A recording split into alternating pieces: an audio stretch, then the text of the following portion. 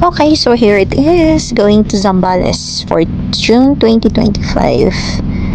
And ayan na nga po, after 4 hours, andito na po tayo. And we need to have our lunch here. Of course, their specialty sisig with sinigang na hipon. Yan, and of course, hindi mawawala yung Coke. Now, nakarating na kami sa aming villa. Yan ang nabook ng aming friend. So, that is the view outside. Of course, we need to take off our slippers. Yan. So, ganito po yung sa loob niya. May extra mattress for in the lobby. Yan yung kanyang maganda-gandang ilaw. And we have here the comfort room. A bit small, but it's okay. And a cute kitchen. And upstairs, yan, video muna natin tong stairs. Try muna natin yung ilaw kung gumagana. And a small plant. Ayan. Okay. So, ayan, nakahiga na po ang aking mga kasamahan. Dalawa pong double bed yan. So, it's good for 8 packs. Tigda dalawa, pero kung gusto mo mag-isa, okay lang din. And then, it has a small terrace. May veranda siya. So, pwedeng magpahangin dito, lalo na kapag gabi.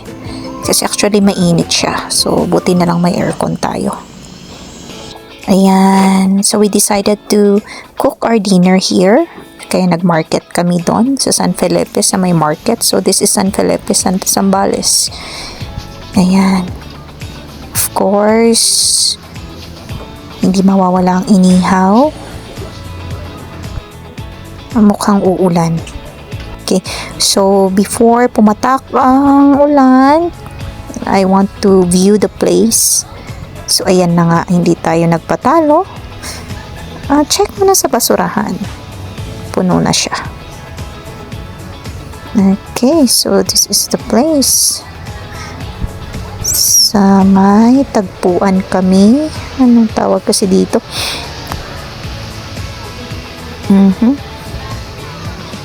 Mamaya makikita natin. Medyo nakalimutan ko eh. So merong public toilet and public na yan, pagugasan. Though if you book a unit, you have your own kitchen, your own CRs, but of course, kung madami-dami kayo, pwede rin gumamit doon. And for couples, at ang mga tong maliliit na ito, ayan. Okay, with Nipa hut, accommodation. Yeah, so welcome to the beach. Tara sa may baybayin. Habang hindi pa umuulan, so makulimlim ang ating kalangitan, pero may nagsasaranggola pa rin. And merong ATV. Oh. So video muna. Maya-maya na kami maliligo. So, according dun sa tour guide is yung nagmamanage doon sa reception area is itong bandang Zambales is it's like a palayok. It's like you are cooking sinangag. Yung gumagalaw talaga yung yung parang yung palayok. So, as you can see the waves, different direction. Yan, so kahit umuulan man o maaraw, may bagyo man o wala, ganun yung waves niya. Medyo malalaki talaga siya. How more kapag may bagyo. Ayan, so bumalik na tayo sa accommodation. So nakakapagluto na sila ng inihaw na talong. And of course, we should not forget our coffee. Ayan. So again, we are here in Villa Between. And we decided not to cook our dinner. So that's our plan for tonight. Ensalada and pipino salad. And of course, the fish, bluefin. So, nag-start na siyang umulan. Yan, so we started also our dinner na kasi we plan to go to the beach after this. So mga 7 p.m. let's see kasi maaga pa naman siya. That is the bluefin, masarap naman. Okay, so galing Zambales Market ito. And hindi ko na pinakita or binidyo yung pagtampisaw namin kasi actually I don't know how to swim, so most of us so nagtampi-tampisaw lang kami doon sa may dagat. So of course that's my friend. We decided to stroll at night to see the view kung paano ba yung lugar kapag gabi, and it's okay naman, marami siyang ilaw. Yan, so one of my favorite is the swimming pool. Hindi siya masyadong malaki, hindi rin siya masyadong maliit. Okay lang naman. And okay naman siya sa height. Sa height namin. Yan. So that's it. Actually, isang gabi lang kami dito kasi wala talagang days, time na mag-book ng maraming araw. And yung accommodation namin, may biglang nag-back out. Kaya kami nabigyan kasi puno na talaga ditong banda. As in, lahat dito sa may San Felipe, puno na siya, and it's a good thing may nag-back out. So, kahit medyo masikip, we decided to go for that unit. Okay naman. Ang malaga may aircon. Malakas yung aircon. Okay. Ayan. Buti na lang tumila yung ulan kanina. Mga bandang 8:30. So, na-enjoy namin yung swimming pool din. Of course, we have our midnight kwentuhan with coffee, lots of coffee, barako.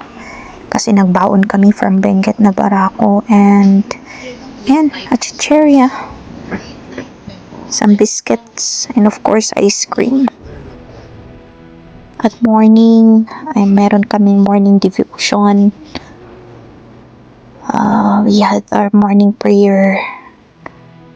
Yan, before we started the day, we decided to check out at 10 a.m. kasi we want to go to other places here in Zambales. So we decided to go to Subic Bay.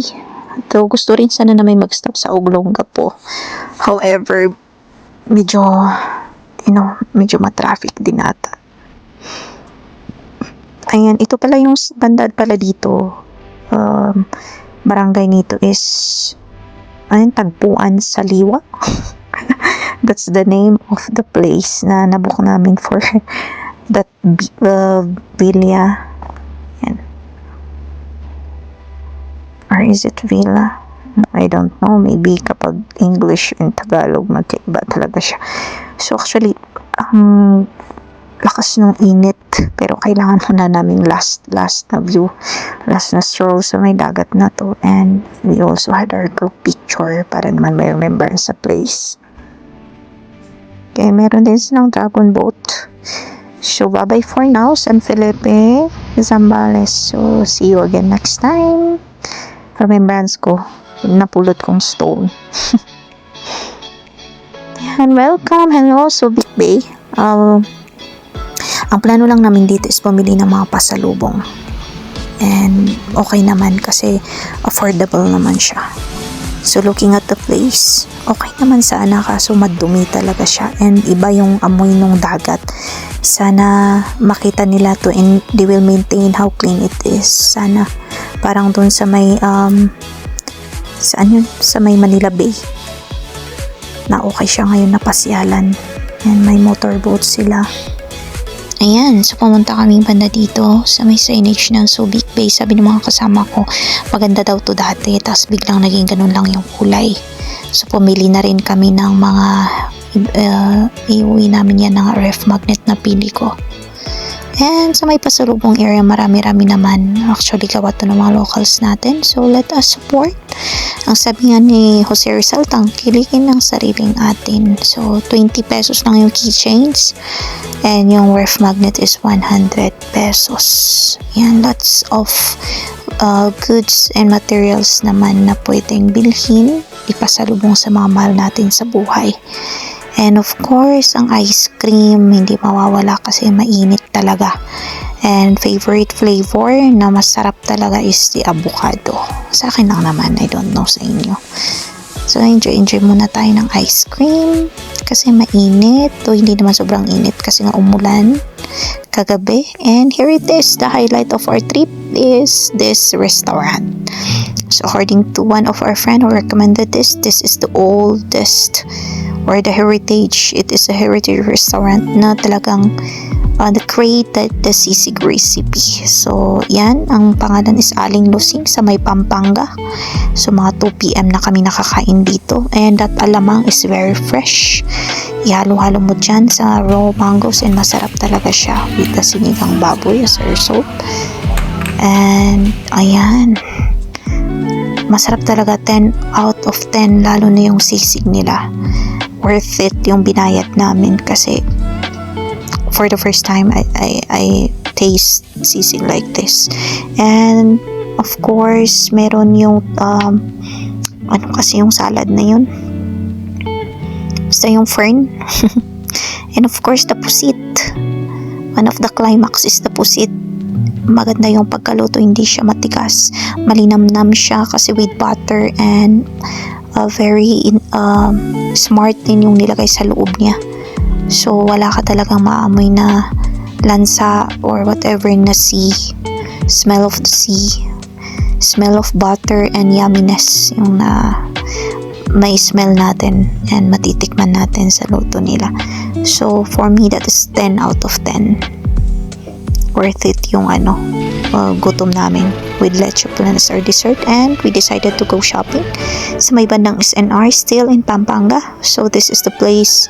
One of our friends here in Benguet recommended this also. It is a supermarket with lots of goods from different countries like the USA, the Europe countries, the Asian countries, Southeast Asia, name it all.